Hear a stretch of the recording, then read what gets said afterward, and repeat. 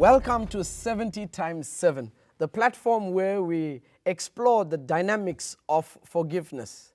Today with me I have Elder Stephen Naidu. Welcome, Brother Steve.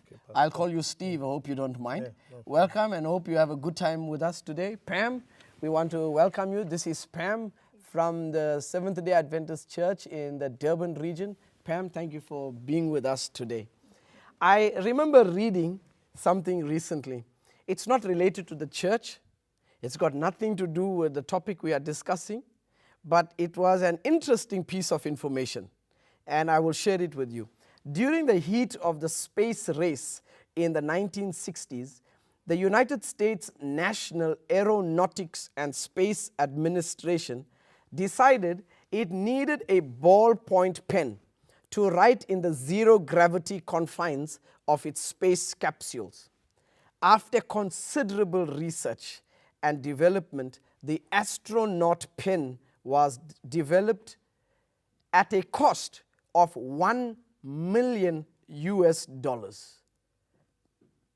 $1 million US is a lot. But I imagine its value in the 1960s must have been much more than what it is now. The pen worked and also enjoyed some modest success as a novelty item back here on Earth. The Soviet Union, faced with the same question and the same problem of writing in zero gravity without spending thousands and millions of dollars, they just used a pencil to do the same thing. It blows my mind, you know, and to just think that we as a Seventh-day Adventist church, we are trying so many ways to spread the gospel of Christ. We are coming up with creative ways, and it's becoming quite expensive also. And I believe that if we go back to the basics, we would be able to accomplish much more or receive the same result with far less, just like what the Soviet Union did in terms of using the pencil. We want to reach the world with the gospel, Pam. That's why you're a leader in the local church. We want to read the gospel. We want to reach the world with the gospel, Steve. That's why you are here. That is why you've been in the church for more than 60 years. You know, I feel very intimidated sitting next to you because having passed 60 years in the church, it's like what else there is to know. But having been in the church for such a long time, we all want to reach the world for Christ, because we want them to experience what we have experienced in Christ. And so today, I'd like us to just explore a little bit. What role does the church have? And how does the church respond to forgiveness? We've been speaking a lot about the importance of forgiveness, but I wanted to know, what does the church have to say? And that's why we invited you. Brother Steve, we invited you not because of any other reason. Primary reason was because you have been in this church for a very long time. So if we as young people want to get a perspective of what it had been 50 years ago, we are going to consult with you. Well, it wasn't only in the church, because I've been out of the church as well.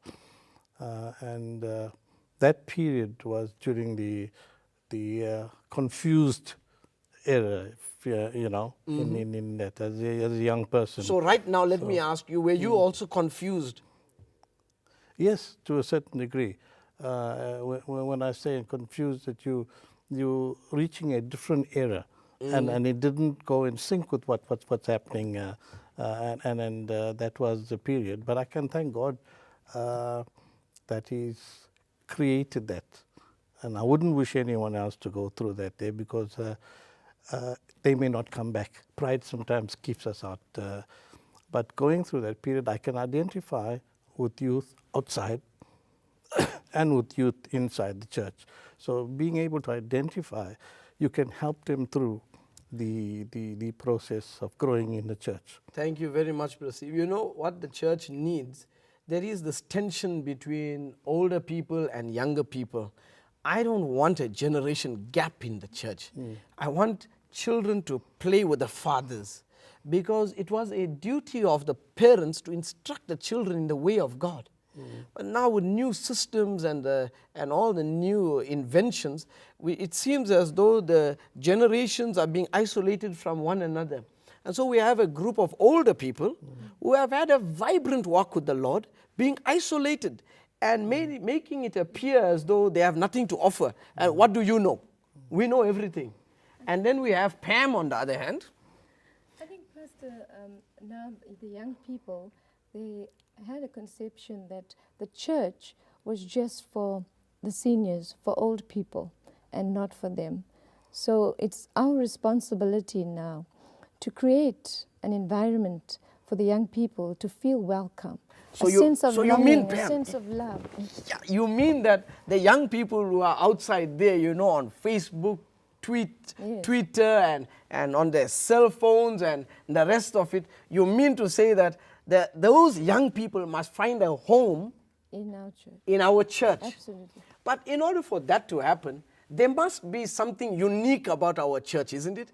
The church must be meeting a particular need in order for them to come home and be at home. It's like when I go home, I know, and I'm just waiting to go home.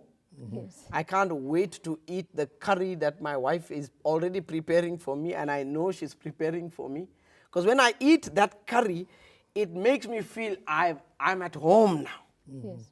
So we want young people, when they come into the house of the Lord, to feel that they've arrived at home. But what about the church then? Well, we create a feeling, it's a safe haven for them. The young people that we deal with, speaking from my point of view, I deal with a lot of young people from disadvantaged backgrounds. Besides providing for their physical needs, we now provide a spiritual need. We make them feel there's a safe place where they can be. They have a lot of issues that they go through. Young people today go through a lot of problems, family problems, peer pressure. They go through learning disabilities, and poverty is one of the biggest problems that they go through. So this is where we as a church, we create an environment where the young people can feel at home, feel safe and comfortable, that they can come to us with their needs and their problems, and we can provide for them. I like the approach that Pam is talking about. You know, we are not just talking about feeding people food. We are talking about feeding their souls as well. For our viewers, just for your information, Stephen Naidu and Pam, this is the father-in-law of Pam. So Pam has married Stephen Naidu's son, Kevin.